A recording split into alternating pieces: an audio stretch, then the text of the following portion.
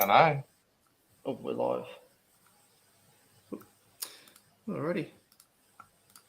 Cool. Well, boys, thanks for joining us on my first guest spot here on SuperCoach Hub. Always a pleasure to jump on as a guest, but also now as a host. So we'll roll through who we've got here. So we'll go on my screen from right all the way around clockwise. So first up, we've got Ross. Thanks for joining us, mate. Yeah, no problems at all. Thanks for having me on. And it is, of course, Ross Mann from Off the Bench. And we have one of the regulars in the Myth. How are you, mate? I'm doing well, thank you. And thanks for filling in today, boys. Pleasure. I'll, as I said in the Twitter chat, I'll tend to rein things in because this isn't my podcast. I'm a bit loose from my own podcast, so I'll be straight and narrow unless you boys want to deviate from the norm. And we are joined lastly by Daz, the Dazzler, Darren, LargsPiers. How are you, mate? Yeah, good. Thanks, mate. Mate, I think the precedent's already been set with how loose you are. Have you ever seen Scobes hosting these things? Yeah, actually, it was a pleasure. I jumped on and he was hosting it. Our last one was on Wednesday night, and I think all the viewers were drinking on the comments. So being Saturday afternoon, we could have some real crackers today. Well, very good. Well, we've set a precedent there, as you said. So we'll see how we go and who we have joining us in the chat. I did actually see. I tuned in one of the previous episodes, and they're giving Scobes a bit of crap, much like when I was on with DR, and we're giving a bit of shit to Scobes for not putting the VC or the C on his man, the Messiah, in Matt Short. Okay. So hopefully we can continue that and really rub it in. But of course. Tune in as well, just a bit of a teaser, a bit of a taster for the next episode, which is tomorrow, of course, for the Gun Show, which is special guests Damo, SC, and Swizz from SuperCoach Insider. So make sure to tune in for that as well. But, of course, let's get to this week's BBL round review, and we'll roll through the matches that we've seen thus far. Of course, at the moment we have going on as we record this Perth Scorchers game up against the Brisbane Heat, and as we sort of touched on pre-record, it's a bit of a touchy subject at the moment because a few guys aren't performing that we've all got. But we'll start the review with the first game, and it was the Hurricanes up against the Strikers, and the Strikers got up by 2 runs. It was 6 for 167 to 2 for 169, and just rolling through some of the top scorers we had for the Cane. One of our favourites here, the Chode, the absolute Chode. We all love the Chode, don't we? Who doesn't love the Chode? He scored an 80, Tim David 48, Wright with 47, Jordan 32, and likewise Jewel with 32. And then for the Strikers, we had Weatherald. Who would have picked it that he would have been the top scorer for the Strikers? Guys, any of you guys see that coming? Oh, not considering he had a total score of 3, I think it was 11 runs in the 3 games he played previously, no. He just turned it on, didn't he? It was the Weatherald of old. Yeah, it reminded me of his innings in the BBL final a few years ago when he got that 100 as well. Yeah, maybe he's channeling a bit of that. I didn't actually think he'd make his way back into the side, but probably just off the back of Linney, of course, going down with injury and out for the game, opened up a bit of a path there. So good luck to him. And then, of course, rounding us out there for the Strikers in terms of top scorers, we had the Messiah in short with an 88. Boyce with 69, dinner for 2, of course. Thornton 54 and Overton with 45. So, boys, in terms of that match, we'll roll through our sort of collective scores in a moment in terms of results. But how did you boys fare in that match?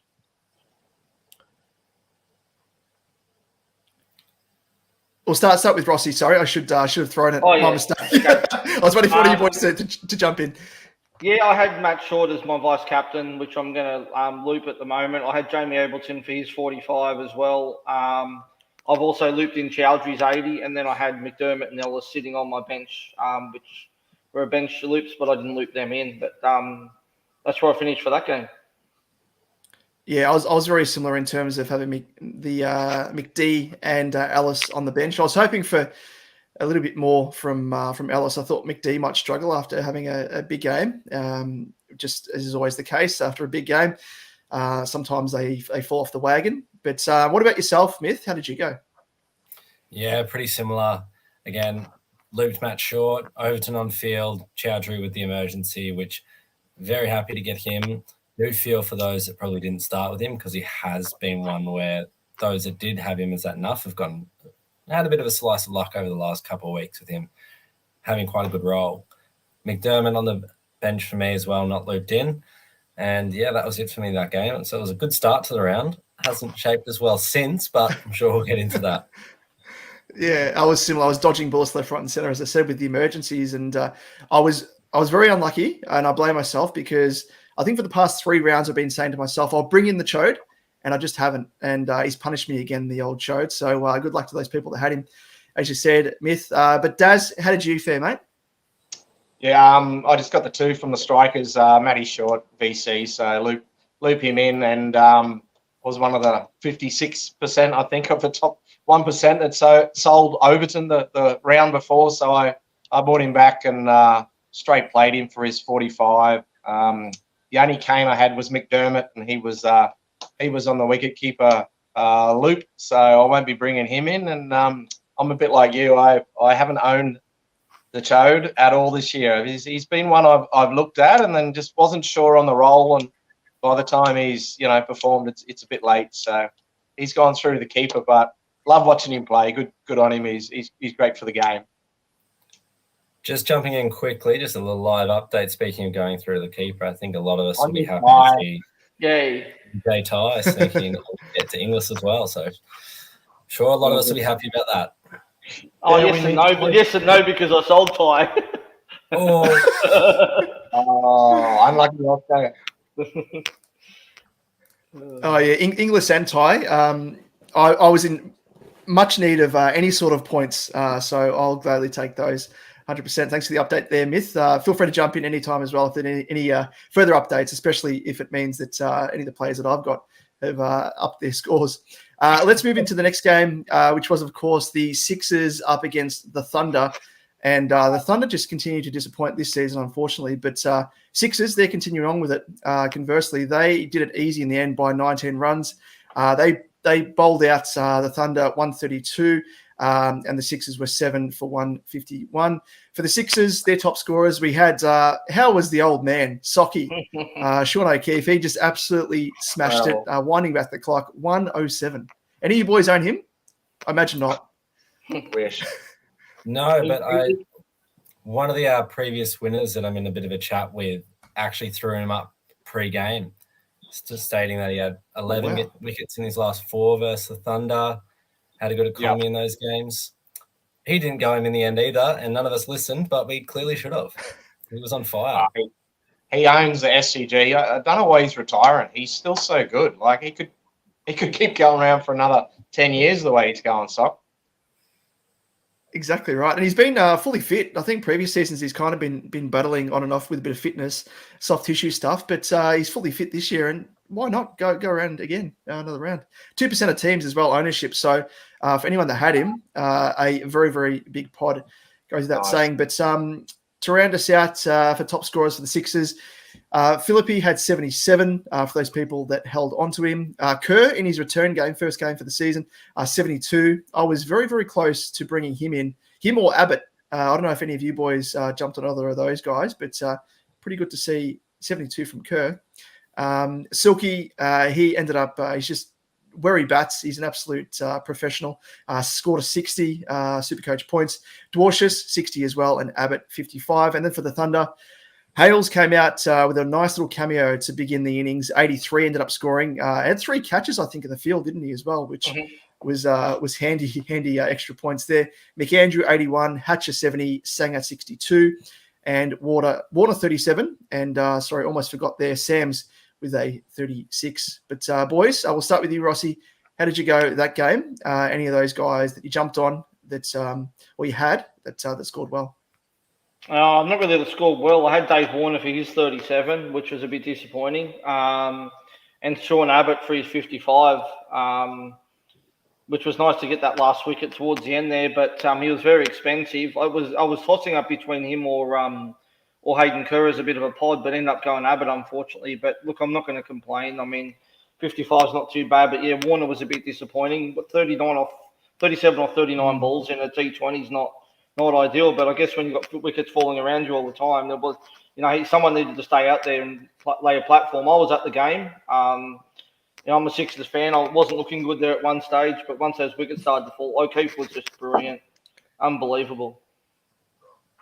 Yeah, absolutely, he was. Would have been a good game to be at, I guess, but especially if you're a Sixers fan like yourself. But Myth, how did you go, mate? Yeah, also grabbed Abbott, and very, very thankful that he grabbed that couple of wickets at the end, because he was bowling pies, really.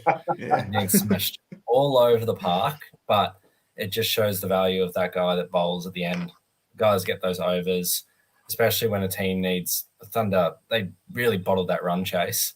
I was very concerned early, going, okay, well, Abbott's not going to get any more overs, but he ended up bowling when they needed 40 off 10 or 40 off 15 or something like that. And perfect time to own those bowlers. You just know you're going to get something 9 times out of 10.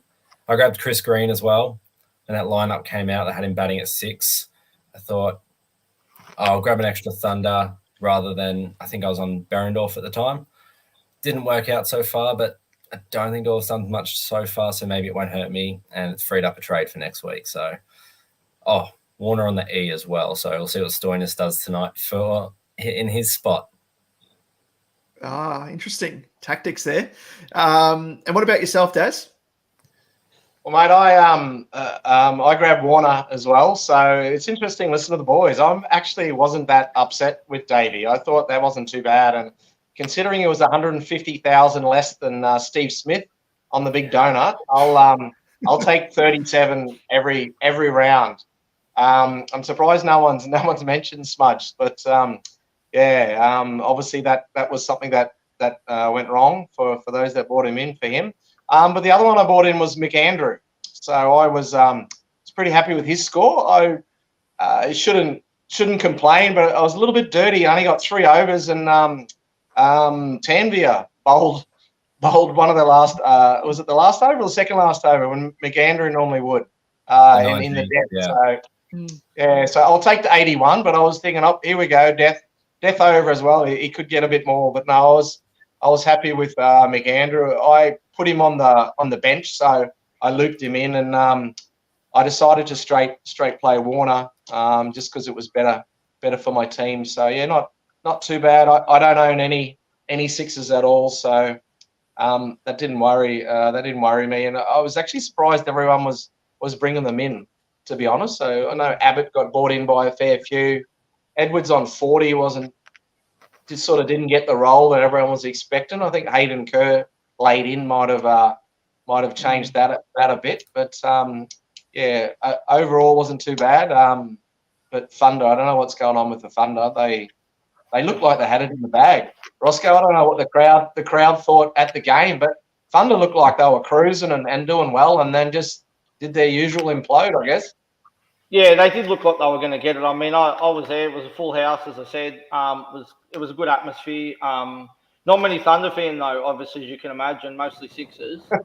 But yeah, no, once they started losing a few wickets, I knew if we got 2 or 3 early, I knew we'd win because, you had Sam's batting 6 and you had Green batting 7. There wasn't much depth there in regards to the batting. But just on that, the Renegade sides just come through. So you've got Aaron Finch, Sean Marsh, McGurk, Jordan Cox, John O'Wells, Sutherland, Hussain, Tom Rogers, Fergus O'Neill, Kane Richardson, and Adam Zampa.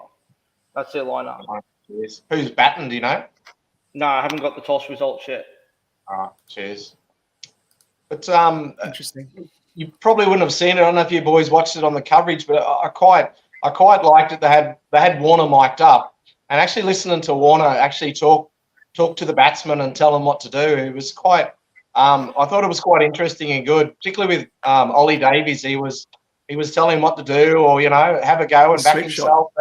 And silly Ollie didn't listen to him on the last one and got out. But yeah, the ramp shots was quite interesting chatter. Even the start of it when he was giving it to Smith as well, right at the start of the game as well, he was giving it to him. Oh, it's good. Bit of cheek, bit of personality, like to see out in the game. Any update for the? I think there's another wicket that's fallen in the current game. Is that correct? No, I've only got 2 down still. No, still 2 down, but it was Still was a too down? maiden over for AJ Ty with that wicket. So he's really ramped his score up. Let's go, man. It's good to see. Let's keep it going. Keep it going. Now let's move into, I guess, the more broadly the results and how we're tracking overall for round 8. I've got a few categories. I'll throw each of your boys' way just to sort of best summarize your team's performance thus far. So I'll start with you, Roscoe. And the first category is Gun of the Week. So I guess the player that we own that's helped elevate our score the most. Who's been your best performing thus far? I have to say Chowdhury, to be honest with you, at the moment. I mean, I know Short got 88, but other than his 88 and Chowdhury's 80, my next best score is about a 45, so there's not really much else to get excited about. But I've definitely Chowdhury for me. He's been really good the last 3 weeks. I didn't play him last week, but yeah, he's been good this week though. And what about yourself, Myth? Who's performed for you? Yeah, so far I have to agree. I just looking at Chowdhury's stat line, it's nice when they're just contributing across all the areas. So 22 runs, 5 strike rate, a catch, a wicket, some economy bonus, and dot balls. He just really just found his way. Didn't really excel in any particular area, but ends up on 80 points. So that role at the moment for him, the way he's playing, really, really, really good. And he's the star of that Canes team at the moment. I imagine, Daz, you're feeling a little bit left out, like myself, because both of the boys have mentioned the Chode, who we don't own. Seeing as though you haven't got him, who's been your best performing? I'll counter the Chode with McAndrew, who beat the Chode. I'll take the 1 point.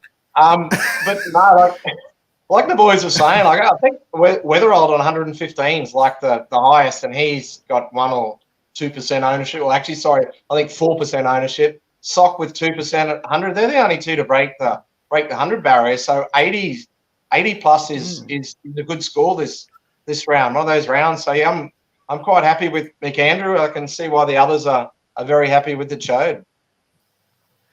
Yep, no, that's fair enough. My best performing is probably very vanilla. It probably shows how bad performing my team is this round. But the Messiah Short 88 with the VC, can't go too wrong with him. But aside from him, the next best scorer at the moment is Tanvir with his 62. So I'm not going to crash hot, but the next category is what we've labelled here on the run sheet, the dead shit. Might be a bit harsh, but we'll let it slide for one round. So the player that's hurt us the most, Roscoe, who is that player for you? At the moment, for me, it's probably Josh Inglis. Yep. He's probably the one he's for on, me. What, 15 at the moment? Yeah, I think he's on, 15. Yeah, so he's the one for me. Gage won the flip and bowling too. Right. Cheers. Just waiting on the star side. And Myth, what about yourself? Who's really let you down? Probably Chris Green. Got a bat, bowled 4 overs. Didn't bowl too badly, in all honesty. Just didn't get a wicket, and points are premium at the moment. So 20-pointer sitting there on field when it was a free trade on a single game week. Not ideal. Yeah, it was. He's very unlucky, I reckon, because he's been, coming in with a few overs up his sleeve, and especially with this game as well. I thought with the number of batsmen that were being bowled out pretty early, I thought, here we go, Green's going to come out, because I was considering bringing him into my own team, and I thought, here we go, he's going to have a bit of a running hot with the bat like he has in a couple of games there, but just wasn't to be, unfortunately. But at least you got a double game next week, so you brought him in early, and at least you can target other players heading into next round. But the Dazzler, what about yourself, mate? Who's let you down? Normally dead shit's pretty easy to pick during the round, but I guess we've only really had 2 games and we're in the middle of another one. So I wrote a few names down. I had Walter, Hardy, Inglis, and Ty. I wasn't sure who, so I think I can tick. I think I can cross Ty out now. He's coming good, but I don't know. Probably one of them. They're low scorers, I guess. Walter and Hardy are both, I believe, fairly highly owned. So I think Inglis is as well. So yeah, it's one of those rounds. You could maybe they're little dead shits, but they could get themselves back in the good books with the rest of this game to go. Yeah, exactly right. As you say, they're relatively highly owned, so at least you're not kind of being burnt majorly. Just a bit of a scolding, just a little bit, but we'll recover from it. But it's it's always worse if it's more of a pod player. But for me, Walter at the moment with his 22, not the best. Thought he might have. He had that catch that he threw up over the rope and tried to jump back in, lost his balance, and that was missed points there. And then, of course, the what should have been another wicket, but didn't dislodge the bails, unfortunately. So just not really any luck for him or owners like myself. But English at the moment, only on 15. So he would be my lowest score outside of the loophole Dynamo and Burden, who's probably got more points anyway by looping in Warner's 37. The next category is the Damo, victory. The star side's just come through. So we've got Tom Rogers, Dan Lawrence, Bo Webster, Maxi, Stoinis, Cardi, Wasm, Hanscom, Nathan Coulter-Nile back in with Paris and Scott Boland.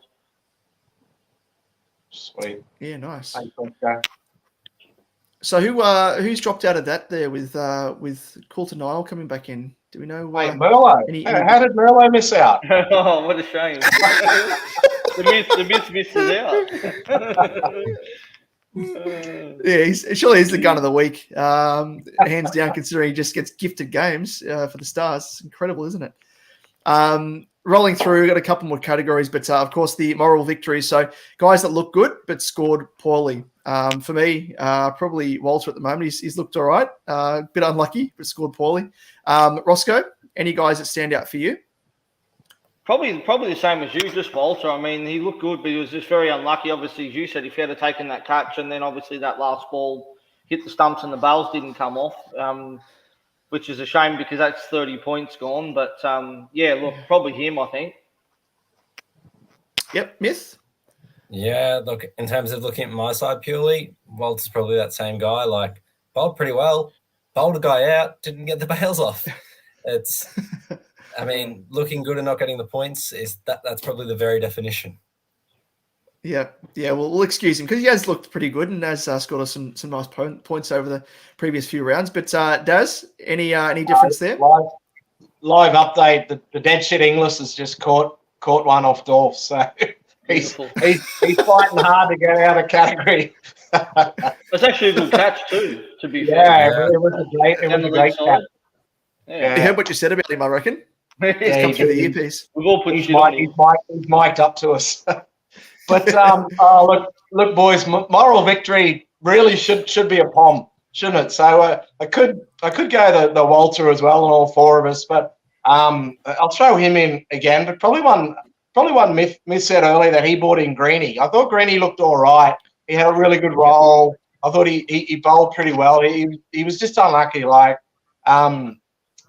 with me, I guess I didn't say when I bought McAndrew in. It was probably more the money side of it. I could afford Green, but he was like 60K more, and it would have made things tight for me next round. So I decided not to. It ended up being a good decision, but I still thought he looked good. Greeny, he was just unlucky. Yeah, that's it's very, very fair, and I feel for those people that jumped on him like Myth, because he probably should have been deserving of a few more points. Any other week usually nabs them. But the last category is the player that didn't offer a shot. So this is probably the smudge category here. It's a player that we don't own that bowled us over this week. But Ross, what about yourself? What have you got there? Yeah, I'd probably go with Steve Smith. I mean, I was close to bringing him in, but I just thought, I couldn't justify paying 275K for just a bat. But there was a chance of doing it because I'm so far back that I needed to gain some ground. So it was obviously going to be a bit of a pod play, but thank goodness I didn't do it. But probably him, I think. And conversely as well, a player that you were thinking about getting in, maybe, or a player that you hoped to have owned that scored well this week. Any guys there that stick out? Hayden Kerr for me, because he was one that I was considering as well. And TNV was another one I was talking up on my pod as well that I didn't jump on either. I mean, he got a 62, which is a pretty good score. He was another one. that I kind of regret. I wish I'd have jumped on because with the double coming up next round, I think he'll do well the last round too. Yep. And what about yourself, Myth? Any guys there that you wish you brought in? That's yeah, scored look, well? Probably the guy with a ball magnet in his hat, Alex Hales. Every time a ball was going up in the air, he seemed to be underneath it. That and the quick, like if he just had the quick cameo, it's a 50-odd, doesn't really sting, but you add those 3 catches on and it's a big score this week. And so Warner over Hales, something that stings a little bit. Yeah, I totally agree there. I was in that position. It was either between Warner or Hales, and I was scared off by the was it the calf niggle that he had, the strain. Didn't know the extent of it, and didn't really hear much about it. And even though he was named, I thought, oh, here we go, he could pull it in game, and didn't want to run the risk. But for those people that took the gamble, obviously paid off. But Dazzler, any guys that you wish you jumped on? He was 50-50 Hales, wasn't he, with even playing? But another live update. Agar's got one, and another player that wants to get off our dead shit list, Walters, about to stride in, I believe. So we'll see. Oh, very nice. We'll see what he can do. But yeah, I guess mine, the one I didn't get in, the child's been one that's that I haven't had the chance to get in, and he just keeps backing up. Sock was another one. I was reasonably keen on him as a pod. I just didn't really want to go. I didn't really want to go sixes. There's probably more concentrating more on whether I'm going Thunder now with the double. And I did want Overton back just for his roles. So they're the ones that I missed out. That would have been good to get. That probably hurt me. And just sort of segueing, I guess, more so to strategy and looking towards next round, of course, the last round of the season. In terms of, I guess, first up, guys that you're looking to target for round 9, are you looking to go down the route of maybe loading up on if you don't have many Thunder players, or do you perhaps want to go deviate from that and maybe get some pod players and try and climb up the ranks? Roscoe, we'll start with you. Do you have any players in mind at the moment? Yeah, probably there's not really much to like there for the Thunder, I don't think, really, myself. I mean, I'm probably going to bring in Tanvir, and Daniel Sams is another one that obviously didn't score too well this round, but did their last double. I'm probably a bit too scared to not own him, so he'll probably come into my team. In regards to any other sort of ones to bring in, there's not really a lot there, to be honest with you, that I really like. So probably just target those 2 at this stage and reassess the other trade later on when it gets a bit closer. Yep. Yeah, you could even assess in round as well if you're not keen on the Thunder players. Of course, they're playing first up, so you can potentially loop as many of those guys off the bench as you can to try and get a leg up over other coaches. But Myth, what about yourself? Are you eyeing off any extra Thunder players, on top of those that you got, or are you looking to go a bit more potty? Looking at the Thunder, it's still 2 games. Like, you get a Thunder player in that averages 35, that's 70 points. What I've seen this round is the singles that I've targeted, none of the ones that I've got in this week have gotten 70 points from trades. So it's actually kind of hard to hit that. So I'm thinking I'm going to go more along the lines of Thunder. I've already got Chris Green, Tanvir, and Davey Warner. I'll absolutely be adding Daniel Sams. I'll be going at least a 5th. My toss-up at the moment is, do I want to go all in and go 6 Thunder, or do I want to just hold a trade up my sleeve just because so much can unfold last round, restings, players not playing, players different roles, just in case someone gets a magical role. Like even now, Hardy's bowled 3 overs in this game. So if you traded out Hardy and they're not going to drop Hobson after today, he might be batting 3, bowling 4 next week. And that's something you don't really want to miss. So it's probably 2 more Thunder in and hold the last trade just to be flexible throughout the round is where I'm probably leaning at the moment. Which Thunder in, I don't know. Yeah, it comes down to that, isn't it? It's such a hard choice, especially to round out the season. If it was Brisbane Heat or Scorchers to some extent, but sixes as well might make it a little bit easier because there's a little bit more talent to choose from. But it might mean that a lot of teams are going for the same players: Davey Warner, Daniel Sams, Tanvir, Chris Green. So yeah, it's comes down to that. And I mean, we saw Hatcher score well as well. So there's guys like that are a bit lesser owned that you could always go for as well on the double. But Dazzler, what about yourself, mate? Who are you thinking of at this stage? Yeah, I guess I'm sort of similar to Myth with what he said. I think as always, it's team dependent and where you rank. Like I'm doing all right at the moment, so I don't really need to go chasing those pods. I'm not going to win it, but there's the push for that top 100, which is quite within reason. So I'm not really sure I'm going to go the pod. I really agree with what Myth said. With even if you got average player that scores 35, that's still 70 points. Like, let's face it, the Thunder are pretty rubbish. With what's going on. So whether you want to load up on, so I have one bowler and one batter now. So in all honesty, I need to sort of crunch the numbers and have a look at it and see what's happening. But I think I'm able to hold on to my fairly good single game players that have those good roles and then just target another 3 Thunder. But as to, do you go a batsman? Do you go bowlers? Like what? Top order, like Bancroft's been really average. He had those 2 or 3 good knocks. Has been very ordinary. Cadmore's looked okay at times, but then fails. I've already got Warner. Hales has looked decent. Maybe he's one your target. That's back in a bit of form. But again, he's a batsman that he could nick off. And as Smith pointed out, he's been very lucky. He's skied a few that have gone down. He's run half his teammates out. So did someone pay him back and run him out? He'll follow with his.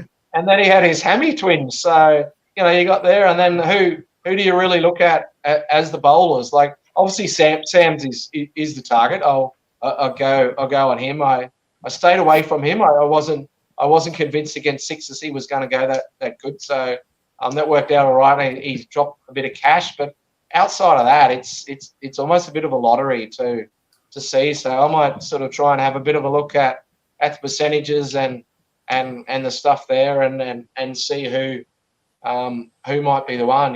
Whether it's a Sanger, whether it's a Hatcher, whether it's a Green or something like that. If Greeny still has that same role, I probably will look at him and hope that the good-looking man gets back to some points. Yeah, exactly right. And I guess just rolling through quickly, I don't know if you boys have had a look at it yet. Still early, of course, mid-round here, but any early C and VC choices? I guess if you want to go a bit contrarian, I guess, considering the first game is between obviously Thunder on the double up against the Messiah in Matt Short. Are either of you guys tempted to go down the Matt Short route and deviate from the norm, or are you more sort of safety in numbers and going for a Thunder VC? Roscoe? I mean, obviously the smart choice would probably be going a Thunder like Sam's or someone like that. But I actually like the matchup for Matt Short in this one. It's at Monica, short boundaries too. So I don't mind the pod play. Look, it depends on where I'm at the end of this round and how I'm going as to whether I make the move or not. But at the moment, I'd say the VC will be on Sam's or Matt Short at this stage. And probably a bit too early in the piece, but do you have any ideas as to the El Capitano if your VC fails? Let's have a quick look here. Hang on a minute. Just give me 1 second. I'll have a quick look. So just rolling through the fixtures, you have a look at that. So the second match is between the Stars up against the Canes, and then it's the Scorchers up against the Sixers, and then rounding us out is the second Thunder game up against the Renegades. I like Maxi's matchup then, so I'll probably go Maxi as captain if my VC fails. Yep. Yeah, I like it. And Myth, what about yourself? Yeah, we saw what Daniel Sams has done. We've seen what he did last time on the double. The role, bowling death, but he's the pinch hitter as well coming in. And they've got some, I don't know why, but they just keep running about a short, in my opinion, with having him or Chris Green coming out at 6. So he's often getting a bat. He's bowling his 4. He's bowling at the right times. He's going to play twice. So 8 overs and 2 chances of batting and fields in hot spots. Yeah, my only decision is going to be, do I want to free up all my opportunity for looping and just straight see him? I'll probably go VC and just hope that one of the 3 loops at least pays off. Yep. I like it. And Dazzler, what about yourself? Yeah, mate, probably vanilla, but yeah, it's got to be VC Sam's. Like, I actually like his second game matchup. So, you know, I almost hope he goes a little low in game one and everyone jumps off. I'll probably hold strong and stay on him because I like that. I mean, it's probably risky, but it's a bit of a risk. But if he doesn't, then I honestly think Maxi's the only one you're going to go. Like the third game's Perth and the Sixers. Like no one has been a standout really in either of those. It's a grudge match. It's the old previous grand finals when they used to play each other. It's in Optus. I really couldn't hand on heart pick someone out there and say and be very confident on over say someone like Maxi. So yeah, look, Shorty's great and he might beat up on the Thunder, but I've got to play the percentages and go the double. Like the majority of the time playing that's what helps you out in theory. 100%. Yeah, exactly right. It's always in theory. Most of the time it works out, or you think, but yeah, there's always curveballs, as you know, with BBL SuperCoach. Jumping into the loop options and I guess the structure you're rolling with, again, might be too early in the piece. You mightn't have had a look at it yet, but for any of you boys, if you haven't had a look yet, that's no stress. But start with you, Roscoe. Do you have any ideas? I guess it's always dependent upon how many Thunder players you bring in as well, because ideally you want to be looping them off the bench, given they've got the early game. But alternatively, you could be looping someone like an Overton off the bench if you want to sort of go contrarian and go against the grain. In terms of looping options, do you have any ideas as to what you want to do? And depending on what the trades I do, obviously, is going to make the difference on what I do. But obviously, I'm not really a fan of bench looping players who are on a double. To be honest with you, it's just they've got two chances, whereas everyone else has only got one. So depending on who they are, like Sam's will be definitely been there because he'll probably get the VC. I'll probably play Tanvir, and then depending on who my other trade is, it could be Alex Hales. But at this stage, depending on who I trade in, or depending on who I put the emergency on in each of my positions at this stage. And it's just as I said, that tall Paul's gone as well. Oh, classic. Thanks, TP. Good old toilet paper. Myth, what about yourself? Any guys that stand out for you early days for looping options? Yeah, look, it's going to come down to trades a little bit. Chowdhury keeps performing well, but he'll likely be one of my E's playing in that second game. It feels like he has gotten a little bit lucky and he could have a stinker in him. So he's one there. If I still have Stoinis, he won't be on field and he'll be with the E. I agree with Ross in terms of you don't want to – I don't agree with putting the E on a double game player when you're putting a single game player on place of them. When we had a lot of doubles and you could play someone on a double instead of them after they'd failed, a little bit different. But we just saw what happened with Ben McDermott. Someone can fail game one and just go nuts game two. And I think Daz alluded to it with Sam's. People might have him. He might put 30 up game one and then pivot to a different captaincy, and Maxi and Sam's could go bonkers in the second game. He's still got a 30-point start. So it'll be interesting, but if I'm trading out Stoinis, I might actually chuck Matt Short on the E and just see if I can get one against the masses. Yep. Yeah, don't mind that. If he goes out cheaply, as you know, and maybe doesn't roll the arm over, only gives himself a couple of overs or 3 overs and doesn't get a wicket like he did in the recent match, could work out 100%. Easy way to sort of get a leg up, as you say. Daz, what about yourself? Any ideas? Yeah, mate. Adelaide's first game, Matty Short, Overton, both E. Yeah. Both. Yep. Same thing. I mean, it makes. Yeah, I like it. And so I'm set up where I'm going to have the ability to do that. If I'm going Sam's VC, I'm not really a big believer in the straight C unless you really have to. So I'll likely go the VC. And then probably look at one of them. You'd assume Matty Short's not gonna go bad, but if he does, as Myth alluded to, then you're a step ahead of the masses. So to me, I think it's the logical thing. You got to be set up for it. Yeah, I guess you got to allow for it, but that'll be what I do. I believe I've got the players that I'm going to be able to do that. So that's that's where I'll be going. Yeah, Just and you've touched on it there as well. Oh, yeah, sorry, go ahead, Myth. Yep. Just jumping in quickly, more live updates. Nice has gone for a golden off Lance Morris, and Josh Inglis keeps racking up these catches to put his score into a decent range. But I keep putting more shit on him then. I keep putting more shit on him. Maybe get a couple more catches. Light the fire. Over. So Walter's still the best fit. Yeah, he's Eclipse Walter. Yeah. Yeah. And sorry, just before we sort of round it out with any questions that may have come through from the community, Daisy, you did allude to it there in terms of whether or not you're set up for it. So if you don't have any loophole players, it's probably a good time to think about doing that. If you haven't done it this round, I've got Salzman from the Thunder, and who's not really going to be of any use because obviously the Thunder play first up. But Burden is obviously a big one as well. The Heat being on the bye for round 9. Other guys as well. You know who's not going to play. Get those cheaper options in, cheaper price players, and think about using those loops to your advantage there.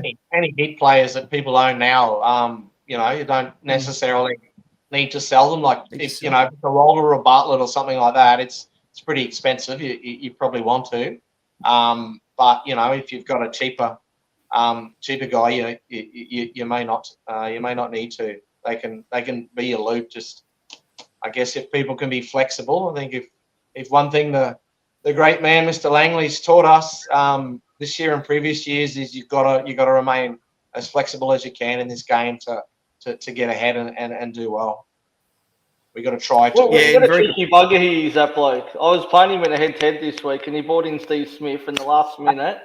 I go and check it, and I'm like, oh, he's gone first ball, you beauty. And I go back and check it. He swapped it to Daniel Sams with 20 seconds to go. Classic. He's got some players on his team. Yeah, very, very. I don't have the balls to do that because I'm just worried it's going to freeze and you're going to stuff yourself up. Exactly. Not only does he win money, he plays games with people. He loves it. All the mind games. Yeah, exactly. Fair enough. Very good. He's got that many eyes on him though. I've heard quite a few people have a go at him and stuff like that. But everyone is following his every move. Yeah, exactly. It kind of makes sense, especially when you're at the pointy end and you're still within, distance of potentially taking it out. Going back to back to back. A fair bit of pressure, as you say. So, why not do it? Especially the last second, if you got the balls to do it. I think you mentioned as well in the Twitter chat that we're all in that because people were questioning, do you have the heebie-jeebies in doing it? And I think he said it might have been AFL Supercoach or NRL maybe, and he stuffed it up. The only time he stuffed it up was his emergencies were wiped. That was kind of the only thing that he stuffed up. But even so, I wouldn't want to do it. But Myth, I'll throw to you. Are there any questions that have come through the chat or in the Discord? Nothing major through the chat, but I know there was a key question for the Discord. From the Discord was the best pod to climb your rankings in the last round. Ooh. And I'm happy to kick us off because I've had a little time to think about that. And for me, he's going to play tonight, and it's Akil Hussain. I think very conscious of that Gades Thunder match next week is at the showground, and we saw what that was like last time for the Spinners.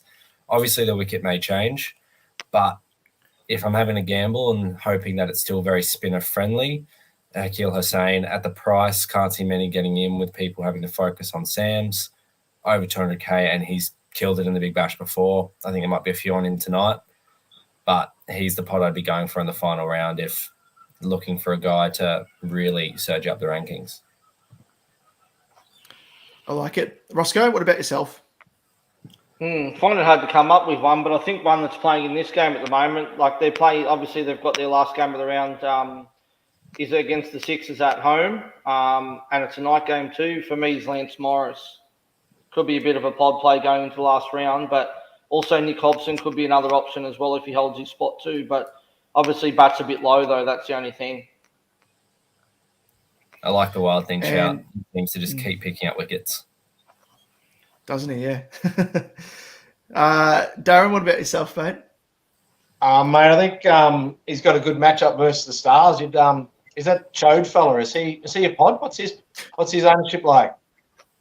I think he's pretty high. I'm only joking. He's owned very highly. Look, maybe it's because we're regulars on here all the time, but I'm the same as Myth. I think it might have closed by now.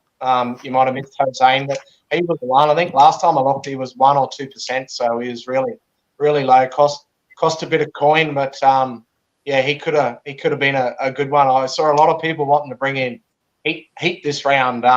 I was a Bartlett owner. I actually sold him off this round, thinking, well, they got to buy next round. It helped set up. I didn't go for Hossein, but he was one that I would have looked at a similar price just to go as a pod to look at it. But yeah, I think he's a good shout at Marvel with the roof closed and the humidity up. It's he could go all right.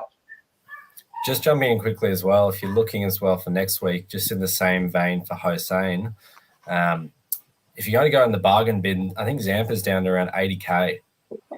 So if you need to free up cash to get Sam's, he might not be the worst option for if it's a spin-friendly wicket. It was a wish list. He could be dead set 60K and I still wouldn't get him. We all did our predictions at the start of our Off the Bench podcast at the start of the season. Who's going to get the most runs and the most wickets? And I said Zampa will get the most wickets, and I think he's got about 3 so far. So he certainly hasn't carried his form over from the World Cup. That's for sure. He's going to be an interesting point of discussion leading into next year because he's going to be dirt cheap again. I think you can't say no to Zampa though, knowing his pedigree. Surely he's going to turn it around. Yeah. Is what it is. But for myself, yeah, Nikhil, do like him. Hayden Kerr I like as well. Served me and I'm sure you boys as well last season. Do like the look of him. And just the sort of the romanticism for me with Abbott. He's my favourite bowler in the BBL. I am keen to sort of getting back. So might do that. Bit of a Hail Mary. Still relatively lowish ownership, I think, from memory, isn't he? Abbott. So yeah, could potentially get him in. Oh, he's 13%, went up a little bit, but yeah, I do like him. What's Hatcher at, boys? I'm not able to sort of jump on, but we're talking. He is. I'd still be looking at a double. So yeah. The other one that might be okay. The other one that might be okay too is Benny Dwarshus as well. A bit of a pod play too if you're looking for something else. Yeah, he's in 4% of teams, I think, from memory. So if you look at the top, Liam Hatcher in the top 5% is owned by 7 people. There you go. So there you go. He could be a mega pod. Looking at Thunder as well. Yep. Ollie Davies is pretty low as well. He Yep. could be an option as a bit of a flyer. But yeah. Maybe. Yeah, I'll throw Hatcher out on the double. Yeah. Good to see Laurie Evans having some fun with the crowd. Is he? What's he done there? Oh, he's just having a bit of fun with the crowd. He's just doing a bit of moving around, a bit of singing and stuff. Oh, is he out of the old school? Yeah. Hardy bowling his 4th over too. Yep. Ooh. 4 wickets, 41 off 12, and Hardy bowling this one, and you think Ty gets the last. So yeah, let's see him bowled out. Yeah. They're not undefeated anymore unless something happens. Yeah, and I think you've just seen what the challenge for the Heat's going to be come finals time. Their batting lineup is nowhere near as strong once you take out those internationals. It'll be right, mate. Don't worry about the Heat. Cracking the whip, going down the straight. You'll. I think the Heat will be. I think the Heat will. I don't know what you boys think. I don't know, a little bit early to do it, but on the cusp of finals, we might round it out just with to allow if there's any questions that come through in the live chat. Anyone that's tuning in, feel free before we close curtains. But predictions for finalists. Who are you thinking? Could say the Strikers. I don't know if are they still a potential chance to make. Are they in the finals bracket at the moment? I think so. So I'm thinking. I think they're in 4th and Stars are just behind them. Stars need to win. I think they get ahead of them, but then they've both got a game left. Yeah, okay. Come down for the last game. Yep. Do you think it's going to be the Heat 100% in the final? And if so, who are they facing off against? Scorchers, Heat and Scorchers. Best teams easily. Yeah, it's hard to pass them up. I'd like to see the Sixers there, but I don't think they're in the same league as these two teams at the moment, unfortunately. I know Sixers have had a couple of washout games too, as some of the other teams have, but I think Scorchers and Heat, they've been the best two teams all season. Hardy just got a wicket. There we go. I'm going to go against the grain for these guys. I don't think Heat are going to get there. I really don't like their batting lineup when you take out Munro and Billings. I think the Scorchers will be there. And I think it'll be the old thing, Scorchers and Sixers. Oh, yep. And I prefer to see Brisbane. But that batting lineup just looks very, very thin. Brown in there, Bryant in there, Pearson, Renshaw, McSweeney. Bowling lineup's world class though. They've got Nisa. That's all they need. Yeah, does it all, doesn't he? In the field. Yeah, Renshaw's not even in. Renshaw's in no form at all at the moment, is he? I mean, I was surprised that last game when Usman and Marnus came in that McSweeney dropped out and not him. Yeah, he hasn't done anything this BBL at all. He might not even be there for the finals. Yeah, I think he's a jumping off him a little bit quick. The first game they've lost all year. They're away in Perth, 40 degrees. Perth have won 16 in the last 17, now 17 in the last 18 at Perth. The only thing I think going against the Heat is it's going to be the Gold Coast. It's not going to be played at the Gabbers, so I'm not really sure whether that favours them or not. I'm not actually that familiar with the ground, but the Heat are still the favourites. I think Perth definitely. No offence, Roscoe, with his Sixers, but I have not been impressed by them at all year. They know how to grind and they know how to win, but they have not looked that good. But I guess they get the job done. But yeah, those two are standouts for me. I agree with you, Daz. I agree that the Sixers haven't been playing great cricket either, to be honest with you. But they always just seem to find a way to win. But yeah, they're a good team. Can't write the Heat off yet. If they're going to make the final, they need Abbott and guys like that to step up. Abbott hasn't had his best season either, so he needs to step up for sure. And obviously Tom Curran's a big loss for them as well. So yeah, and Ashton Turner's massive for the Scorchers. So they're not as strong as what they were either. So it's going to be the Scorchers will lose Evans as well. Yep. Yeah, it's going to be a good final series. Yep. No, very, very true. Well, that, boys, I think that about wraps us up, doesn't it? I think there's any comments in the chat. No, that's pretty much done. Well, that wraps us up for today's episode, of course. Yeah, no one's drinking, no one's letting their hair down. All straight and narrow. Stoves isn't here. He normally gets all the riffraff coming abusing him. So. No Scopes fans today. I should have put on my Scopes mask and masqueraded as him. But anyway, boys, and to those people tuning in, of course, don't forget to like and subscribe to us here on YouTube. And, of course, available on not only YouTube, but Spotify as well. And there is the SuperCoach Hub on Discord for a continual SuperCoach discussion and news. So make sure to check that out via the link tree in the SuperCoach Hub bio for all the relevant links. But, boys, thank you all for coming on. And likewise, specifically, Roscoe, for joining us as a special guest from Off the Bench. No problem. Thanks for having me. It's good. And thank you, boys. Thanks for making it a smooth ride overall for my first sort of debut in the hosting chair, in this hot seat, I'll call it, left by Scopes. Good on you, Damo. Cheers, mate. Thanks, Roscoe. Thanks, Awesome. Cheers. Thanks, guys. Thanks, boys.